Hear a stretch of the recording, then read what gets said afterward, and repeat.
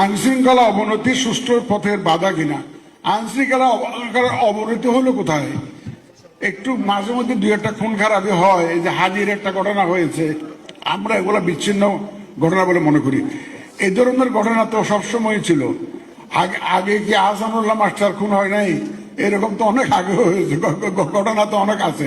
আমাদের কিবরিয়া সাহেব, যে ফরমার ফরেন মিনিস্টার কিবরিয়া সাহেব খুন হন নাই? ইলেকশন এই ধরনের ঘটনা হয় বাংলাদেশে, এগুলো নতুন কিছু না। সুতরাং আইন শৃঙ্খলা পরিস্থিতির বরং উন্নতি হয়েছে। আইন শৃঙ্খলা অবনতি সুষ্ঠু পথের বাধা কিনা?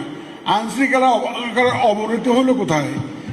একটু মাঝে মধ্যে দুই একটা খুন খারাপি হয়, এই যে হাজির একটা ঘটনা হয়েছে, আমরা এগুলো বিচ্ছিন্ন ঘটনা বলে মনে করি। এই ধরনের ঘটনা তো সবসময় ছিল।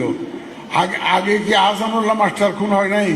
এরকম তো অনেক আগে হয়েছে, ঘটনা তো অনেক আছে। আমাদের কিবরিয়া সাহেব, যে ফরমার ফরেন মিনিস্টার কিবরিয়া সাহেব খুন হন নাই?